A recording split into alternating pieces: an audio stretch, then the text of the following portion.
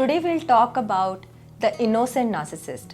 Yes, a narcissist who is innocent, who is victim, who is vulnerable and anxious. How is this possible? If you have read about narcissists, you most likely would be knowing their classic characteristics, which is the textbook version of the narcissist. They are super confident, they are charming, they are socially outgoing, they are successful in their careers. So how could a narcissist be reserved, be anxious, be a victim, be so innocent? How is it possible? Well, this kind of narcissist is called as a covert narcissist because they operate under the cover. Yes. So, having said that they lack many of the qualities of their super buddies who are the confident narcissist, still they have the same theme across, that is of a narcissism. So maybe the traits would be different, but they carry the same theme. Now what is that theme? The theme is basically there are 4 central defining characteristics of a narcissist, which is grandiose, arrogance, sense of entitlement, and seeking validation. So we'll talk about each of these at once. So, how exactly a covert narcissist be a grandiose? So they are little backdoor when it comes to displaying their grandiosity, that how great I am the god. They won't come very outwardly, but they would give subtle hints like, I know so much, you need to respect me for my knowledge, or there is no psychology tool in this world who can actually assist me, or I'm too good to play these small roles as an actor. These doesn't suit me. That's my chair. That's my chair. You can't sit on that chair because that's my chair. So they will show these very small displays of they being great. So it's not very outwardly, but they will show it in your moments and your, especially in a relationship where it is said that both the people do not, display of superiority in a relationship, it definitely takes a toll on the relationship. And it happens so much with the narcissist, where he or she always wants to be treated little differently, treated like a king, treated special. So that's what a covert narcissist has. The second defining trait of a narcissist, a covert narcissist, is arrogance. Just like the grandiosity, they show their arrogance not very outwardly, but in a backdoor manner. So they they have a very antagonistic approach towards life. They feel that they have been unfairly treated, that despite all their good qualities for which they have this sense of entitlement, sense of grandiosity, people have not appreciated them. So that is the cause of the depression and the frustration and the irritability and the sadness. So they come across as a victim, and yet they are very sullen and they are very, very resentful of people who are having a better chance at life because of their efforts, because of their hard work. So they often look down on those people with contempt. They are very jealous. They cannot appreciate, they cannot handle a successful person in front of them. So if you are in a relationship with a narcissist and you did something well and you expect them to appreciate, they will not. Or they will more like a bandit, like more like a fixing, like, okay, if I don't do it, then she might leave or he might leave. So they find it very difficult to accept other people's success because they think that, okay, they are the superiors, so they should have the first shot. But at the same time, they sit grumpily in their homes, waiting for the good things to happen in their life, and they don't understand the hard work. So these are the covert narcissists who are, like, as I said, that reserved and, feel like a victim. So they don't know how to do it and they don't want to do it, and they just want it to come to themselves just by the virtue of who they are, because they are so great. So that's how their arrogance reflects in the form of contempt towards the people who are doing well, who are successful.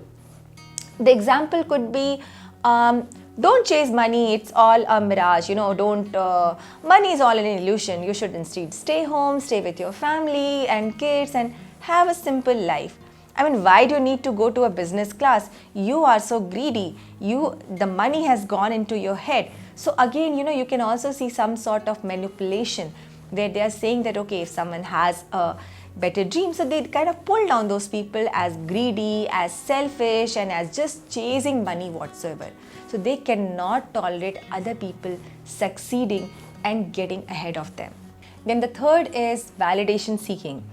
As I said that, this is again a classic theme of narcissism where they always want that narcissistic supply. So covert narcissists also seek validation, but again in the form of being a victim. No one ever loved me and I want your love. I want you to tell me that I'm lovable, I'm good looking. So they always want you to praise them because no one praised them ever. So that's again playing a victim role and seeking that validation, seeking that admiration. Again, when it comes to any kind of issues, any kind of, anything that is happening in the world, they always have a say around it. They always have to say something on the world affair, and you cannot get into argument with them, because any argument with a narcissist is not it's not a discussion. A discussion is where both the people try to understand each other's opinions, but a narcissist always has to win. So there is no discussion with them, and they want to get into every kind of an issue and talk about it and have an opinion about it, and they know it all. You cannot beat them in terms of anything where you say, okay, I know this. Maybe this could also be a perspective. They will not buy that. So that is how their narcissist theme reflects.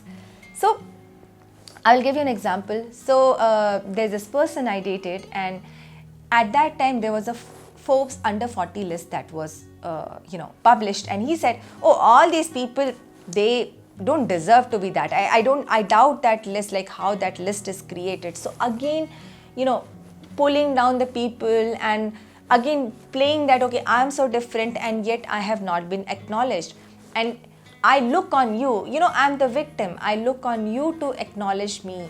I look on you to validate me. So again, seeking that validation, but from a sense of grandiosity. The next is their sense of entitlement. They have a huge entitlement where they want to be special just because of who they are. Now, in covert narcissists, their sense of entitlement has a victimized feel, like because they are so unfairly treated by life, they are victims, hence they deserve the best of it. I give you an example. So there was this person who was a nature lover. Like he said that, okay, I love nature and I want to use all the natural products. And he forced me to use something because it's a natural and I cannot use my own products. I cannot use my own soap because it is not so called natural.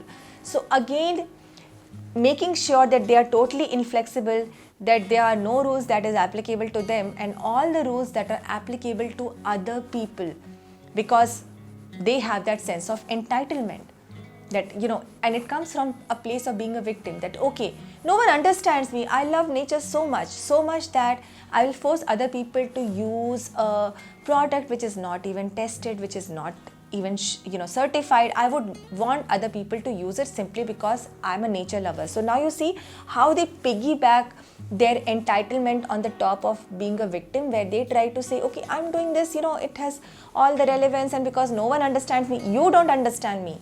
You want to use this market product because you are greedy, you are selfish, you are self-centered. You don't understand me, that how much I want to save the nature, but it's their rules at the end of it. Another striking trait of a covert narcissist is passive aggressiveness.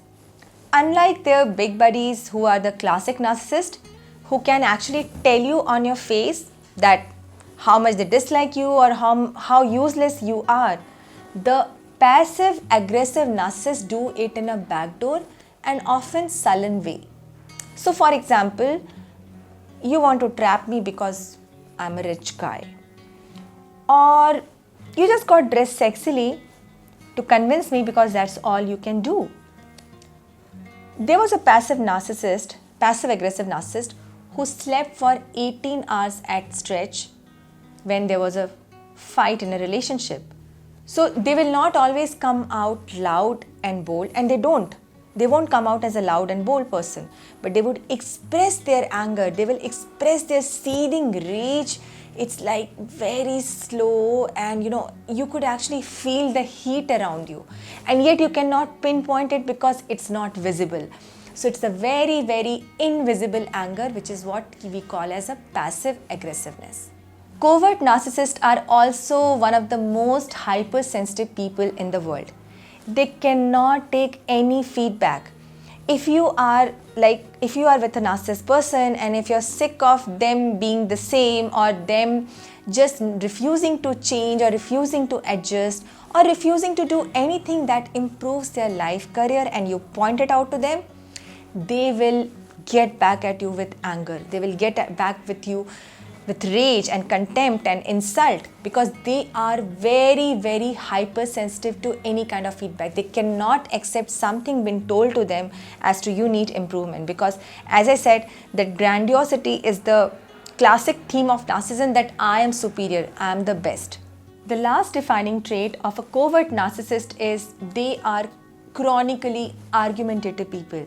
They have to say everything on any situation happening in the world, any event happening in the world, and they constantly talk about things with their own perspective, which is the only perspective that exists. There is no other perspective, there is no other opinion, and no other truth that can exist in a room where the covert narcissist is. So they also have this entitlement and chronic feeling that they never got a fair share from life. Like, okay, I was in the startup, and my co-founder, he was so lazy, and he was not working, and he was just sitting around and doing nothing. Or I was handed over this unfair job, I couldn't just negotiate, and hence I landed up in a very low salary. Or I went to the States, and I spent so much of money in that education, and I remember I was so naive at that time. So always, talking about that victimized feeling, and like how they owe so much than what the world has given to them. But all of it comes with a sense of entitlement, and not a sense of where they want to work on this sincerely, and they can't see their flaws and mistakes. You can't point that out to them. So if you like this content, hit the bell icon and subscribe to this video for getting more updates. We are trying to create a community. I am regularly posting content on relationships and sex, and you can stay updated by subscribing to the channel.